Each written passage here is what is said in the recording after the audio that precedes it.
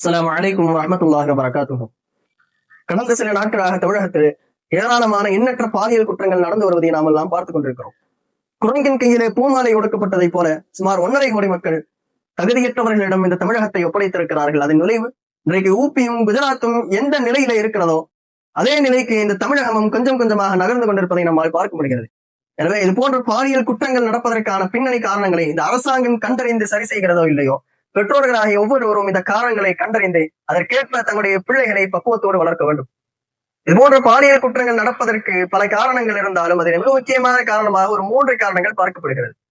அதில் முதலாவது, வாலிபர்கள் போதை பழக்கங்களுக்கு அடிமையாகும். இன்றைக்கு தமிழ்நாட்டிலே 18 வயதிற்கும் கீழ் உள்ள ஏராளமான சிறார்கள் போதை ஊசிகளுக்கும் போதை மாத்திரைகளுக்கும் அவர்கள் அடிமையாக கிடக்கிறார்கள். அந்த போதை வஸ்துக்களை உட்கொண்டு அறிவு பேதலித்து தான் என்ன செய்கிறோம் என்பதை தெரியாமல் இது போன்ற வெறிச்செயல்களில் ஈடுபட்டுக் கொண்டிருக்கிறார்கள்.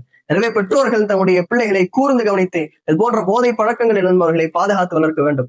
2வது காரணம், பெற்றோர்கள் அவர்களுடைய பிள்ளைகளுக்கு, ஆண் மக்களுக்கு பெண்களை எப்படி மதிக்க வேண்டும் என்று சிறுபிராயத்திலேயே அவர்களை சொல்லி வளர்க்க தவறியதன் விளைவு இன்றைக்கு பல மனித மிருகங்கள் இப்படியான வெறிச்செயல்களில் ஈடுபட்டுக் கொண்டிருக்கிறார்கள். எனவே பெற்றோர்கள் உடைய ஆண் மக்களுக்கு சிறு வயதிலிருந்து பெண்களுக்கான கண்ணியத்தை, பெண்களை எப்படி மதிக்க வேண்டும் என்பதை சொல்லிக் கொடுத்து வளர்க்க வேண்டும்.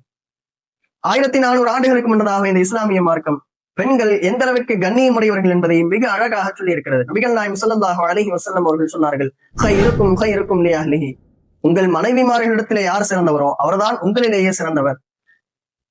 ஒரு ஊரே சேர்ந்து ஒரு மனிதரை நல்லவர் வல்லவர் என்று சொல்லுகிறது. ஆனால் அவருடைய மனைவி அதற்கு நேர்மாற்றமான கருத்தை சொல்கிறார் என்றால் அவர் நல்லவராக இருப்பதற்கு தகுதியற்றவர்.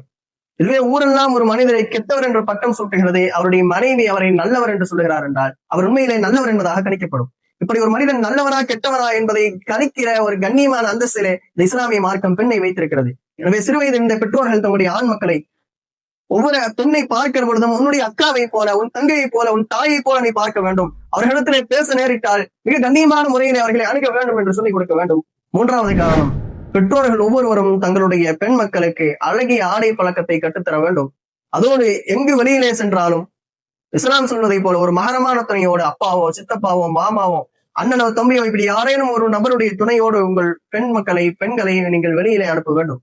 அப்படி ஆண்களுடைய துணையோடு அவர்களின் பாதுகாப்போடு வெளியே அனுப்ப தவறியதன் காரணம்தான் இன்றைக்கு இப்படியான வெறிச்செயல்கள் தமிழகத்திலே நடந்து கொண்டிருக்கிறது. அப்ப பெண்கள்லாம் எங்க போனாலும் ஒரு ஆணை கூட்டிட்டு தான் போகணுமா, எங்கேயும் தனியா போகக்கூடாதா அப்படின்னு சொல்லி சிலர் கேட்கலாம்.